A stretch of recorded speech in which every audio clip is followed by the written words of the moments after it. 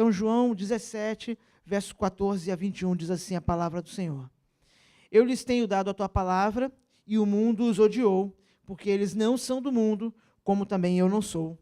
Não peço que os tires do mundo, e sim que os guardes do mal. Eles não são do mundo, como também eu não sou. Santifica-os na verdade. A tua palavra é a verdade. Assim como tu me enviaste ao mundo, também eu os enviei ao mundo. E a favor deles eu me santifico a mim mesmo, para que eles também sejam santificados na verdade.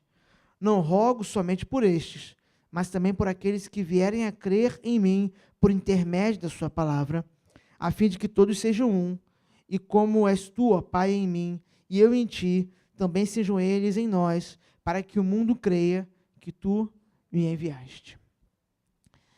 Esse trecho que nós lemos faz parte de uma oração do nosso Senhor, que a nossa tradição chama de oração sacerdotal.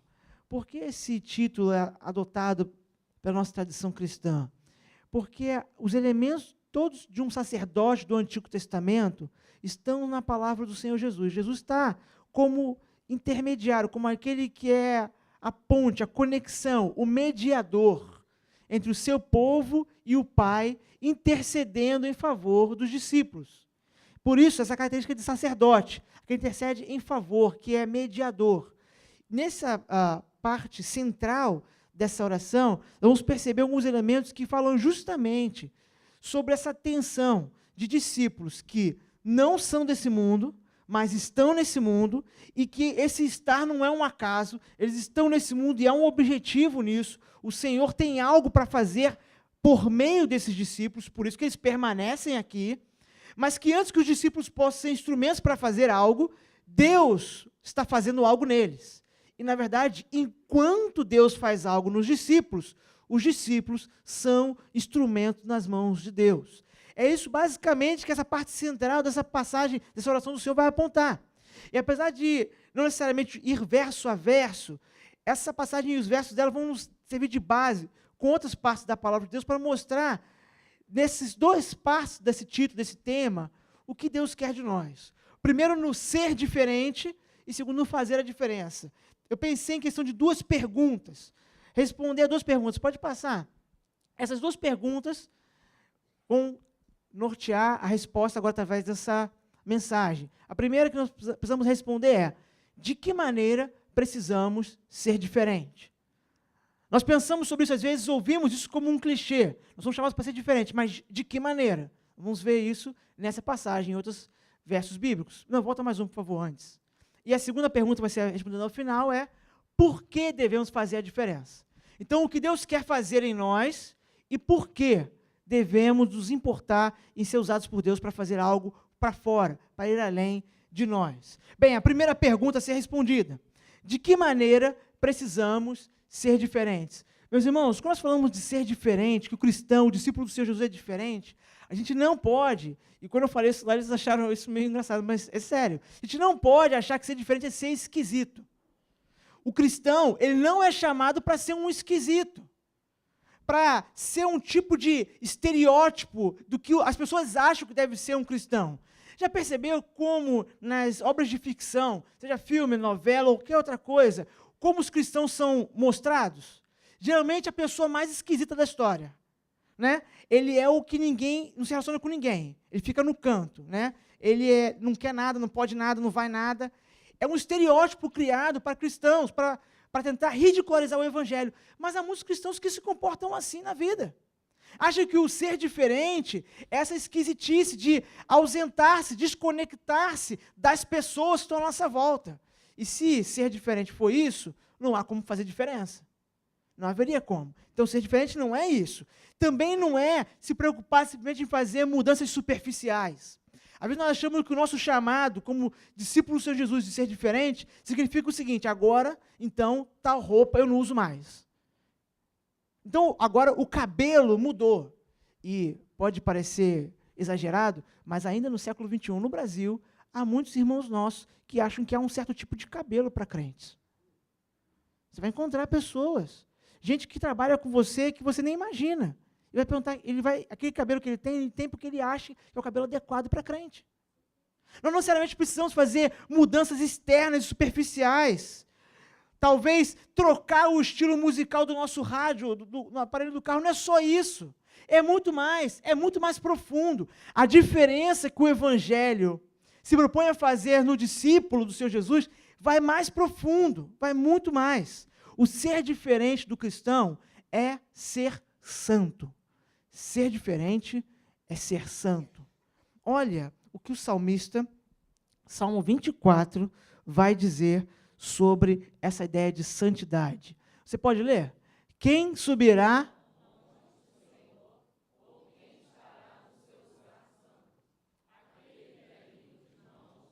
puro de coração e não entrega a sua alma à vaidade, nem jura enganosamente. Meus irmãos, nós somos chamados para ser santos, porque o nosso Deus não tolera pecado. Mas, pastor, nós somos pecadores, não somos? Esse é o grande mistério do Evangelho. Nós, depois de alcançados pela graça, nós ainda somos pecadores, mas nós também somos santos. Os reformadores falavam sobre isso o tempo inteiro. Lutero cunhou uma frase famosa, que era pecador e santo, ao mesmo tempo. Essa tensão, essa transformação em progresso que nós somos. Mas o que a palavra vai nos mostrar é que o nosso Deus está, através do seu Espírito, atuando em nós para nos fazer diferente, nos santificando, nos levando a abandonar aquilo que desonra a Deus, que é o pecado, que é uma ofensa contra Ele, e nos levando a abraçar aquilo que é próprio do Senhor. Jesus fala sobre isso nessa oração. O verso 17, ele diz, santifica-os na tua verdade, a tua palavra é a verdade.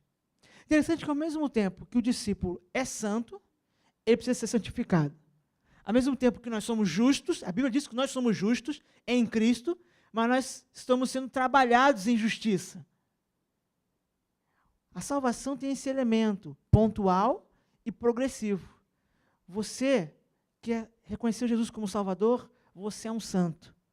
Você é um santo. Paulo, quando escrevia para as igrejas, dizia o quê? Aos santos que estão, e aí dizia o nome da cidade. Eram santos, gente como eu e você. Ele não está falando para gente perfeita lá, não. Era gente como nós. Nós já somos santos, no ponto daquilo que Cristo já fez por nós, mas estamos em processo de santificação. E Jesus diz que a santificação é por meio da palavra. Essa separação, essa diferenciação.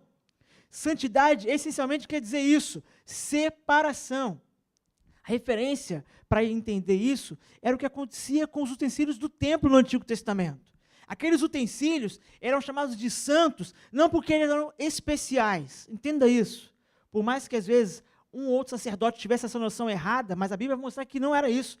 Eles eram santos porque eles eram separados para uso exclusivo da adoração do culto no santuário. Então, um jarro de barro que era usado no templo não era usado no dia seguinte para levar água lá para o animal beber. Não. O vaso para levar água para o animal beber era outro. Aquele vaso era só para usar no culto. Isso era uma figura, era uma sombra do que Deus faria, não só nas coisas, mas em nós, as pessoas, os seus filhos.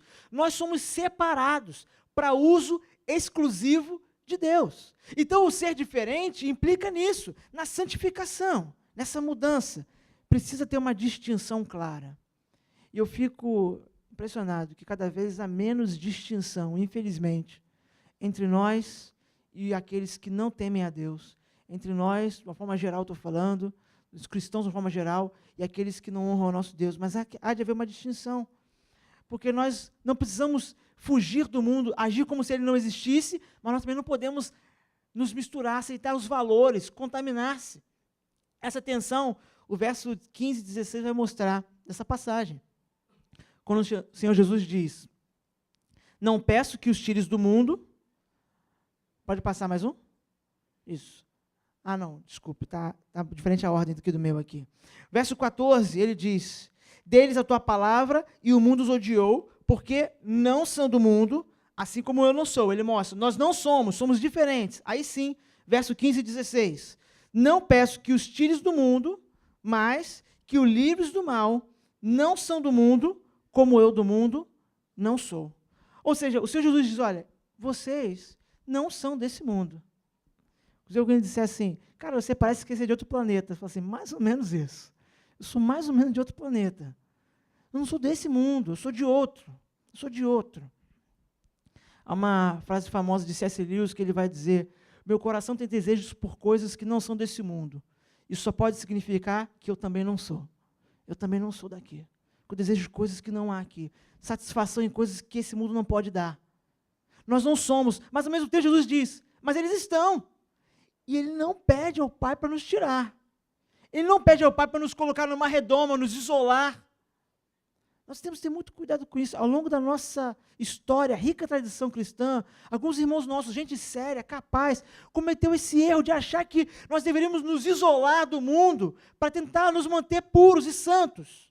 Foi feito assim em diversos momentos, por exemplo, com a ideia de monastério, que tinha uma utilidade, mas o extremo do monastério era fugir, como se o mundo lá fora não existisse. Isso além de ser um engano, não é o que Jesus está pedindo aqui na sua oração. Jesus está falando: Pai, não os tire do mundo, mas os fortaleça, os santifica.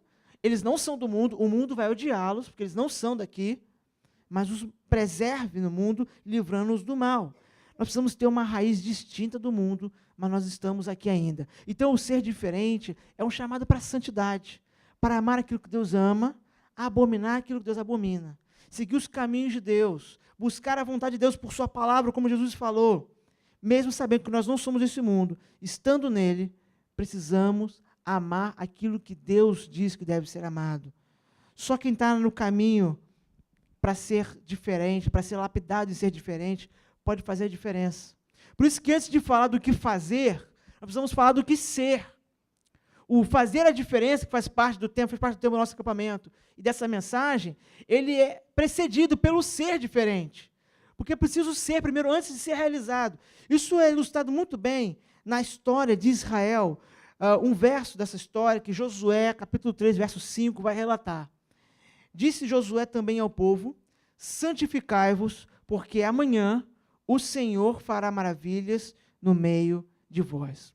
Esse verso, durante muitos anos, foi o verso pregado pelo falecido pastor Sorém, em todos os primeiros cultos de janeiro, na primeira Igreja Batista do Rio de Janeiro. Ele começava o primeiro culto do ano, durante muitos anos, com esse verso: santificai-vos, porque amanhã o Senhor fará maravilhas no meio de vós. Algumas dessas mensagens estão preservadas, ou em livro, ou até em áudio, com alguma qualidade difícil, mas dá para ouvir, dá para procurar. Mas ficou marcado na história daquela igreja, essa pregação. E uma das razões que eu acho que o pastor Sorém usava esse verso, é porque, para começar o ano, ele queria desafiar a igreja a se preparar para aquilo que Deus ia fazer. Porque esse verso é uma preparação. Josué está falando com o povo: olha, amanhã Deus vai fazer coisas tremendas, maravilhas. Ele vai fazer. Mas vocês têm que se santificar. Mas sabe o que eu acho interessante desse verso? É porque isso está no original também, não é só em português. Não é dito assim: santificai-vos para que o Senhor possa amanhã fazer maravilhas. Não. Não precisa que eu e você nos santifiquemos para que Deus haja. Deus não está na nossa mão. Santificai-vos porque o Senhor vai fazer. Ele vai fazer. Deus vai fazer a diferença. Deus vai levar o evangelho aos confins da terra. Deus vai fazer o evangelho triunfar. Deus vai fazer a sua igreja triunfar. Por quê? Porque isso não depende de mim e de você. Isso é a palavra dele que garante. E ele vai executar esse plano, porque ninguém pode impedir a mão do soberano. Mas a questão é, ele nos chama: santifique-se, seja diferente, para que você seja parte disso, para que você seja parte desse projeto. É interessante porque nos evangelhos há uma narrativa. Jesus está caminhando e vão buscá-lo na verdade, Jairo vai buscá-lo primeiro para curar sua filha que estava doente, enferma. Uma narrativa razoavelmente conhecida dos evangelhos. No caminho, indo para a casa de Jairo, acontece um cenário com uma mulher que é curada, e isso detém o Senhor por um tempo, até que ele, quando ele chega lá, dizem: olha, Jairo, não precisa mais se preocupar, sua filha já faleceu, não tem mais jeito. O Senhor Jesus entra e diz: olha, ela não está morta, ela dorme. Se você olhar esse texto com cuidado, diz lá no texto que as pessoas riram. As pessoas riram. Sabe o que Jesus faz quando as pessoas riem? Pede para todo mundo sair. Só fica Jesus, Jairo, a mãe da menina, e Pedro, Tiago e João. Só. Mas ninguém fica naquele quarto. E Jesus ressuscita aquela menina. Você consegue imaginar? Alguém estava do outro lado da porta, tão perto de ver algo tremendo, uma ressurreição. Ele estava do outro lado da porta, mas ele não viu. Ele não participou. Por quê? Porque ele riu, não acreditou, não se preparou, não acreditou que era possível que o Senhor fizesse aquela maravilha. Alguns talvez porque não conheciam o Senhor Jesus tão bem, e outros mesmo conhecendo, talvez não tivessem tanta confiança nele. Mas o que esse cenário ilustra é gente que estava do lado, mas não viu, não participou, não foi parte. O Senhor vai fazer. Deus vai usar a sua igreja para fazer diferença no mundo. Mas o que Ele está chamando a mim e a você é para que nós sejamos diferentes, ou seja, sejamos santos, para que nós sejamos parte disso. Santificai-vos, porque amanhã o Senhor fará maravilha no meio de vós. Deus vai fazer, Deus vai levar a cabo o seu plano. Deus vai levar o seu plano a cumprimento pleno. O profeta Isaías diz que o cordeiro, quando olhar, vai ficar satisfeito com o fruto do seu penoso trabalho. O cordeiro nunca vai pensar, fiz tanto e deu errado, não foi suficiente. Não, ele vai dizer, estou satisfeito. Estou satisfeito. Mas nós somos chamados a sermos parte disso, cooperadores. Mas para isso, precisamos buscar a santificação. É preciso ser diferente. Não podemos ser iguais. E antes de eu falar do fazer a diferença, que é a segunda pergunta a ser respondida e final, o que eu acho estranho é, quanto mais as igrejas, os cristãos, se preocupam com a palavra, uma das palavras da moda, né, a ideia de relevância, né, ser mais parecido para não criar muita estranheza nos de fora. Quanto mais nos preocupamos com isso, impressionante, mas menos diferença fazemos. Porque quanto mais semelhantes nós somos ao mundo, ao pecado, ao sistema que é contrário à vontade de Deus, menos há impacto da igreja no mundo. Nós somos chamados para ser diferente, porque de outra forma não vai funcionar. Nós não seremos eficientes se formos iguais. Não há eficácia no semelhante, naquele que adota uma vida de pecado, uma vida corrompida. Não há eficácia. Não é instrumento útil. Até porque Deus não usa vasos sujos, só santos, purificados.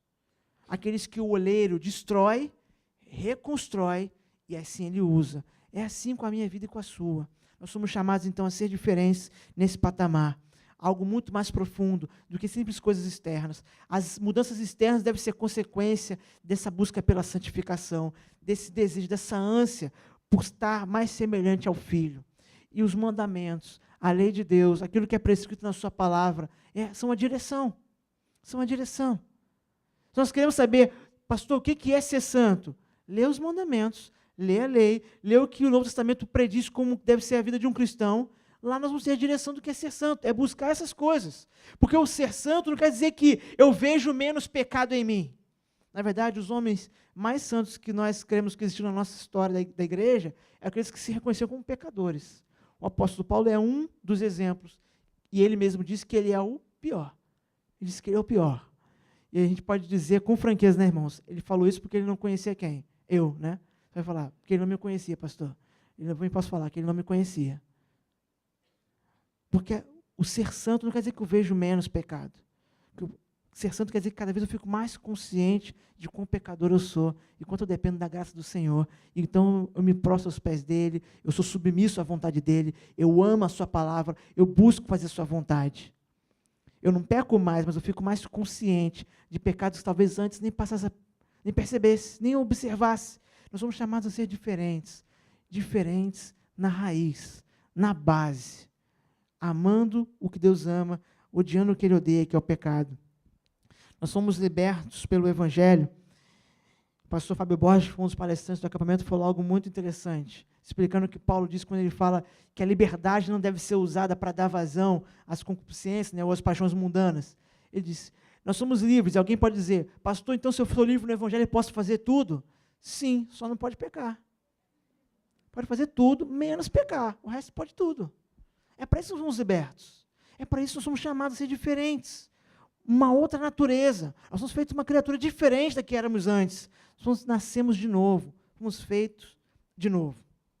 Então, a primeira pergunta é, como devemos ser diferentes? Sendo santos, separados, distintos do que éramos antes. Nova criatura, diferente da cultura que nos cerca, que muitas vezes torna legítimo o que Deus disse que é pecado, chama errado de certo.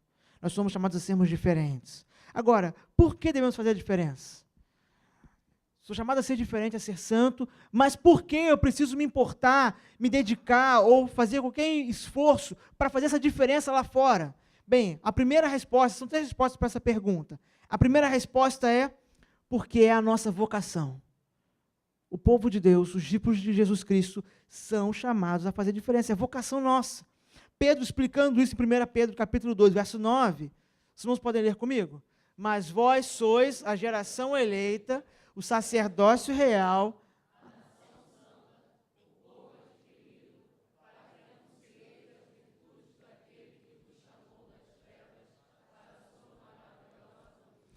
geralmente, quando alguém lê esses versos pela primeira vez, às vezes até alguns pregadores, né, dão uma ênfase assim, geração eleita, todo mundo, Senhor, que bênção, aleluia, né? Sacerdócio real, nação santa, povo adquirido de Deus, Senhor, que bênção. E aí, às vezes, nem lê o restante do versículo, ou lê mais ou menos assim, para que anuncieis as virtudes daqueles que vos chamou, das trevas, maravilhosa luz. Meus irmãos, Pedro está explicando que nós só somos geração eleita, sacerdócio real, nação santa e povo adquirido de Deus, com uma finalidade, uma só, para anunciar as virtudes daquele que nos chamou das trevas para a luz. É só essa finalidade. Não tem outra. Não tem outra, é só uma. Nós somos chamados a fazer a diferença porque essa é a nossa vocação. A razão de existir o povo de Deus nesse mundo, na face da terra, é para que nós façamos a diferença. Essa é a razão de estarmos aqui. Se você antes não sabia responder, mas por que eu fui salvo pela graça e estou aqui? Por que o Senhor não me leva para Ele? Porque Ele quer que você faça a diferença. Você está aqui por isso. Essa é a finalidade. Essa é a nossa vocação. Nós somos separados como um povo exclusivo de Deus e enviados então de volta para o mundo. É isso que Jesus diz na sua oração, no verso 18, no texto que lemos. Assim como tu me enviaste ao mundo, também eu os enviei ao mundo. Interessante porque ele diz para o Pai, como o Senhor me enviou, eu os enviei. Vamos pensar resumidamente como o Pai enviou o Filho.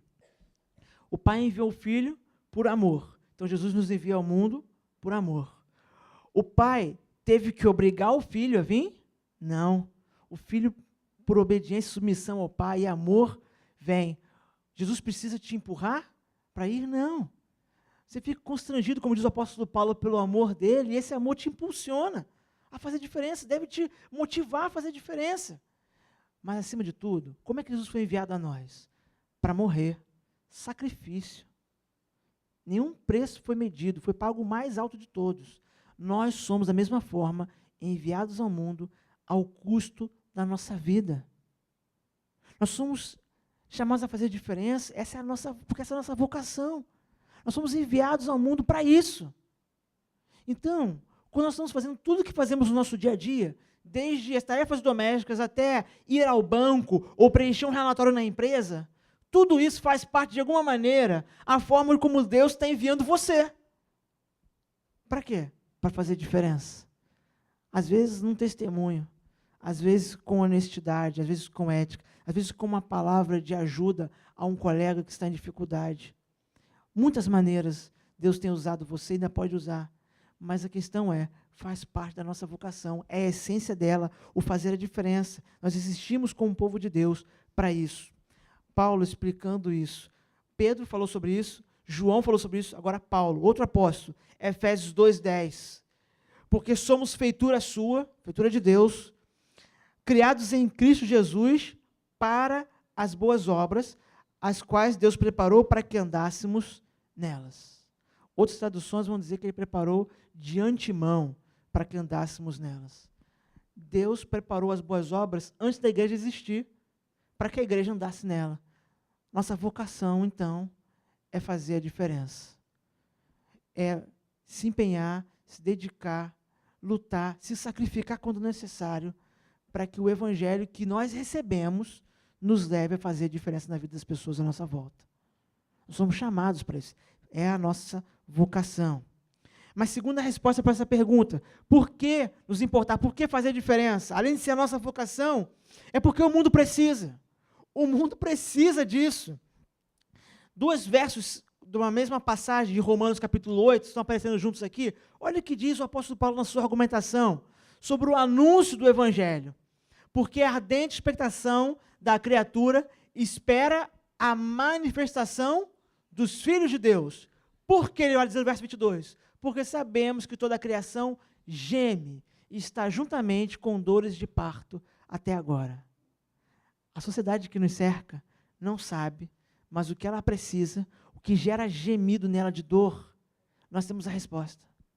Nós temos a resposta. Somos chamados, então, para fazer diferença, porque é a nossa vocação, mas também porque o mundo precisa. Aqueles que estão à nossa volta precisam disso. E preste atenção nisso. Essa foi uma outra palavra que falei com os jovens lá, tentei frisar bastante. Às vezes nós achamos que só precisa que nós façamos a diferença aquela pessoa que está claramente com a vida destruída. Sabe, aquela pessoa que está na sarjeta, aquela pessoa que está com o casamento destruído, aquela pessoa que está com um problema com o filho nas drogas. Essas pessoas estão claras que ela precisa da nossa ajuda. Mas deixa eu te contar um segredo. Sabe aquela pessoa que você conhece que é tida como bem resolvida? Aquela pessoa que você olha assim e fala assim, esse cara tem uma vida toda tranquila, né? Toda amarradinha, tudo certinho. Se você perguntar para ele, ele sabe tudo que ele vai fazer de agora até se aposentar, até morrer, até tudo. Sabe, tudo está planejado. Nem tem dúvida de nada, ele é seguro. Deixa eu te contar um segredo. Se ele não conhece o Evangelho, isso é só a casca. Isso é só externo. A vida dele está toda bagunçada. Eu não preciso adivinhar, nem dar uma de falso profeta, né, profetada, para dizer isso sobre essa pessoa. É porque eu sei que sem o Evangelho não há inteireza, não há integridade. Todo ser humano sem o Evangelho está fragmentado, está quebrado. Por mais que por fora ele se apresente como uma pessoa tranquila, bem resolvida, organizada, tudo prontinho, não precisa de nada, não depende de ninguém, isso é falso. A sociedade depende, o mundo precisa. Nós somos chamados então a fazer diferença porque as pessoas lá fora precisam disso. É a nossa vocação e as pessoas precisam. É isso que elas querem, mesmo sem saber. Mesmo sem saber. Por isso que o apóstolo Paulo usa essa expressão, geme. É uma coisa que não dá para explicar, não tem palavra. A sociedade, o mundo, ele não fala que precisa, ele geme, dói. Ele não sabe explicar o que é que dói, mas nós que fomos agraciados com o Evangelho sabemos por que dói e qual é a solução para essa dor. É o Evangelho da graça, que nos alcançou e nos fez diferente e agora deve nos levar a fazer diferença, porque as pessoas precisam. O mundo precisa do sal e da luz, como o Senhor Jesus ensinou em Mateus capítulo 5, verso 13 e 14. Vós sois o sal da terra, e se o sal for insípido, com que se há de salgar? Para nada mais presta, senão para lançar fora, e ser pisado pelos homens. Vós sois a luz do mundo. Não se pode esconder uma cidade edificada sobre um monte. Sal e luz. O mundo precisa de sal, não só para lhe dar sabor, mas para preservar da podridão moral no qual ele está. Está faltando gente, mais gente, para se juntar ao Senhor na preservação de valores, para lutar pelo que é correto, chamar o certo de certo, o errado de errado. Sal, dá tempero e preserva. E luz. Interessante porque a Bíblia diz que Deus é luz e que nele não há treva nenhuma. É isso que o apóstolo João vai ensinar na sua carta. Mas aqui nós percebemos que o Senhor Jesus havia ensinado que nós também somos luz. De uma maneira que, de alguma forma, uma pequena parte da luz imensa que o nosso Senhor é refletida por nosso meio.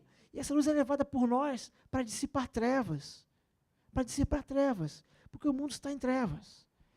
Então, nós precisamos fazer diferença, precisamos nos importar com isso, porque é a nossa vocação, porque o mundo precisa, e a última resposta, a terceira delas, porque isso glorifica a Deus. Nessa mesma passagem que acabamos de ler, de Mateus, lemos 2 versos, o verso mais à frente, o 16, diz assim nosso Senhor: assim resplandeça a vossa luz diante dos homens, para que vejam as vossas boas obras e glorifiquem a vosso Pai que está nos céus. O mundo glorificará a Deus por meio daquilo que eu e você fazemos. Precisamos fazer a diferença, então, em última e na instância mais importante, porque glorifica a Deus. Isso glorifica a Deus. Perceba que o que glorifica a Deus não são os resultados necessariamente. Não nos cabe determiná-los, escolhê-los. Nós sempre oramos pelo máximo de resultado. Eu não conheço nenhum pregador sincero que não ore por conversões. Muitas. Eu não conheço nenhum pregador sincero que não ore por vidas edificadas. A Bíblia diz que tem que fazer, nós precisamos fazer isso. É a nossa parte. Mas nós oramos, clamamos a Deus, pedimos ao Senhor, choramos e confiamos. Por quê? Se nós fizermos o que nos cabe, o nome dele será glorificado.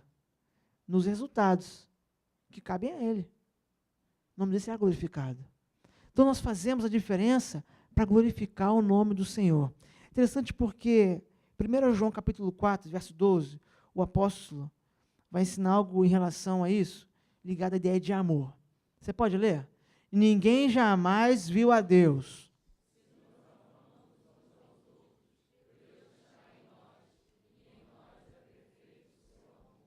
Se você for ler essa passagem toda, João está falando do amor, nesse bloco da passagem do capítulo 4, e ele vai apresentar essa ideia que parece que é uma ruptura do pensamento. E ninguém jamais viu a Deus. Mas, João, o que isso tem a ver com versos anteriores? Ele vai explicar. Se amamos uns aos outros, Deus está em nós, e em nós é perfeito, ou aperfeiçoado, dependendo da versão, o seu amor. Ou seja, as pessoas vão ver Deus em nós. A nossa ação em fazer a diferença, nosso empenho em dedicação pelas boas obras, pelo amor demonstrado, vai fazer com que as pessoas vejam Deus em nós. João diz isso, Deus está em nós. E seu amor é aperfeiçoado em nós. Nós devemos nos preocupar em fazer diferença, então, porque é a nossa vocação, porque o mundo precisa, e porque glorifica a Deus, mostrando para o mundo quem Deus é. Interessante, porque a gente associa muito essa ideia de mostrar ao mundo quem Deus é, como só funciona se a pessoa responder positivamente. E Spurgeon, entre outros pregadores, sempre falava sobre isso. Ele dizia, olha, mesmo quando as pessoas rejeitam, a palavra de Deus cumpriu o seu papel. Primeiro, porque essa rejeição necessariamente não é definitiva, é uma rejeição agora. Quem sabe que planos Deus tem para essa vida depois? Quem aqui nunca ouviu uma pregação uma vez, não fez nada sobre isso, mas depois ouviu de novo e ouviu o evangelho de novo, e o Espírito trabalhou e aí sim o chamou e você veio. Muitas pessoas são assim. Nem todos é a primeira vez que ouvem o evangelho, mas também a palavra de Deus sempre cumpre o seu propósito, porque aqueles que rejeitam se tornam ainda mais desculpáveis diante do Senhor, porque foi oferecida a eles a graça e eles a rejeitaram. Foi oferecido o presente mais precioso, que é o que ele precisa de verdade, e ele diz não, ainda mais desculpável. Então, sempre que nós nos empenhamos por proclamar o evangelho, ele cumpre o seu propósito. O nome de Deus é glorificado, mas o que nós temos que nos preocupar é em nos empenharmos por agir, por fazer a diferença. Então, nós temos que estar buscando no Senhor o ser diferente, a santidade, o amor pela obediência ao Senhor, seguir seus mandamentos, e isso deve nos conduzir a fazer. Não dá para ficar só com um desses dois. Ao longo da história da igreja, em muitos momentos, um desses dois lados virou um absoluto. Alguns absolutizaram a ideia do ser. Vamos se preocupar em conhecer o Senhor, conhecer sua palavra, e só o ser. E fazer, não precisa fazer nada. E outros fizeram o contrário. Esquece esse negócio de conhecer o Senhor, de ser alguma coisa. Não, vamos fazer. Os dois extremos estão errados. Nós somos chamados para ser e fazer. Ser diferente, fazer diferença. Ser santo e trabalhar, servir ao Senhor, servindo as pessoas. Antes de fazer, então, qualquer coisa, eu preciso ser, mas eu não posso ficar só na parte interna, pessoal. Isso deve me conduzir para fora. Nós somos filhos de Deus e estamos no processo de santificação. Se isso é uma verdade para você, você precisa estar à disposição de Deus para influenciar outros. Se você é um filho de Deus, está na caminhada da santificação, precisa ser instrumento de Deus para influenciar outros. Porque essa é a sua vocação. Você existe para isso. Você foi criado para isso. Porque as pessoas à sua volta precisam. Eu posso te garantir, tem gente perto de você que precisa. Eu sei que você precisa de muitas coisas, eu também, mas tem gente do nosso lado que precisa mais, porque precisa do evangelho, precisa daquilo que é mais elementar, mais básico. Mas também porque as nossas obras glorificam a Deus quando elas são feitas em Cristo, para a glória de Deus. Deus é exaltado pelo aquilo que fazemos. Nós não vamos pegar esse mundo e redimi-lo por completo, resolver todas as questões. Essa não é a nossa tarefa como igreja. A nossa tarefa como igreja é nos empenharmos para sermos os agentes de Deus na transformação do mundo, para que depois no dia perfeito, no dia adequado, o Senhor consume todas as coisas. É Deus que vai consumar todas as coisas, não é a igreja. A igreja é instrumento, é ferramenta, é Deus que vai consumar. Mas nós precisamos ser parte ativa nisso. Participantes, envolvidos com o que Deus está fazendo. Deus está agindo, Deus está operando. O nosso Deus é um Deus em missão. O nosso Deus é um Deus em ação, Ele não é um Deus inerte. Criou todas as coisas, deu corda no mundo e deixou para lá. Não, Ele é um Deus participativo, ativo. E nós, como seu povo, precisamos ser também. Ser trabalhados no caráter, para sermos cada vez mais conformes à imagem do Filho, e ser trabalhados na nossa ação, no nosso serviço, para a glória de Deus e para a alegria dos povos. Esse sempre foi o mote missionário do cristianismo. Glória de Deus, alegria dos povos. Essa é a nossa tarefa. Eu queria te convidar a orar. Queria te convidar a orar porque nós precisamos responder ao Senhor. E é interessante porque a indiferença é uma resposta. Talvez alguém possa ouvir tudo isso, ler esses versos e pensar, nada de novo nisso, eu já sabia disso tudo, nada para aprender sobre isso, mais uma vez o pastor falou sobre isso. Essa é uma resposta. Mas eu creio que o Espírito Santo está falando com algumas pessoas aqui nessa noite, assim como tem falado comigo. E Ele está falando contigo e te dizendo exatamente como o que você ouviu se aplica a você. Se aplica a você. As duas coisas têm que acontecer de forma simultânea. Você precisa ser diferente e fazer diferença. Não espera completar, não espera, então quando eu for diferente, quando eu for santo, não. Enquanto o Senhor santifica você, seja agente de transformação. Influencie. Faça diferença. Eu quero orar por você e quero pedir que você fale com o Senhor nessa oração. Senhor, como isso se aplica a mim? Essa é a sua vocação. Tem gente precisando, isso glorifica a Deus. Então, o que está faltando? Fala com o Senhor sobre isso. Só você e Deus podem fazer um acerto sobre isso. O Espírito está falando com você e eu não posso responder por você. Seu irmão, seu cônjuge, sua mãe, seu pai, seu filho, não pode responder por você. Só você pode responder ao Espírito acerca disso. Vamos falar com Ele. Pai bendito, Tua palavra nos mostra, Senhor, que nós somos salvos, regenerados para a santidade. O Senhor nos resgatou das trevas e nos colocou no reino da luz, no reino do seu Filho amado, para que nós fôssemos feitos à imagem, conforme a imagem do teu Filho, Senhor. Por isso eu lhe peço, continua trabalhando em nós. Trabalha no teu povo, Senhor, para que possamos ser santos, ó Pai. Pai, abre nossos olhos para entendermos as práticas que precisam ser abandonadas. Pecados e vícios que têm que ficar para trás, que têm que ser confessados e abandonados. Abre nossos olhos. E, Senhor, para que também possamos entender aquilo que precisamos seguir, aquilo que o Senhor quer para nós e que muitas vezes nós estamos negligenciando. Pai, nos faz diferente por completo, de verdade, lá no fundo, na raiz. Pai, coloca no nosso coração cada vez mais amor pela Tua palavra, para que, assim como o nosso Mestre orou por nós, ela possa nos santificar. Nos santifica na Tua palavra, Senhor, que é a verdade, para que sejamos diferentes de fato. E, ó Pai, então nos usa, Senhor, para fazer a diferença. Pai, o Senhor nos chamou com esse propósito, para que como povo exclusivo Teu, anunciemos, ó Pai, as Tuas maravilhas. Nos faz anunciadores, ó Pai, do Teu amor, da Tua graça. Que as nossas ações falem tão alto, que a nossa pregação tenha uma base sólida, uma vida dedicada à prática da honestidade, da justiça, do amor. Ó Pai, nos ajuda, Senhor. Pai, nós não conseguimos sozinhos. Pai, tanta gente da nossa volta está precisando. Nos dá, ó Pai, olhos como do Teu Filho Jesus quando esteve aqui nesse mundo. E quando nosso Senhor olhava as multidões, via aquelas multidões como ovelhas sem pastor, que nós enxerguemos da mesma forma, que está à nossa volta precisando do Evangelho, que nós possamos enxergar que é uma ovelha perdida, e anunciar, fazer diferença nessa vida. Meu Pai, que o propósito final de tudo seja glorificar o Teu nome.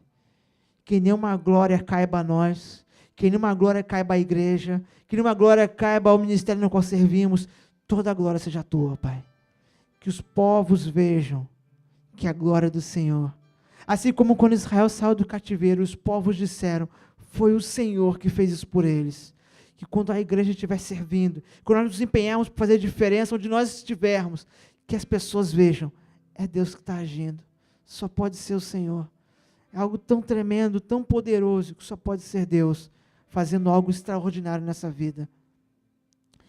Que nós sejamos instrumentos, meros instrumentos, nas tuas poderosas mãos. Ajuda-nos, ó Pai. É o que eu lhe peço e lhe agradeço, em nome de Jesus. Amém.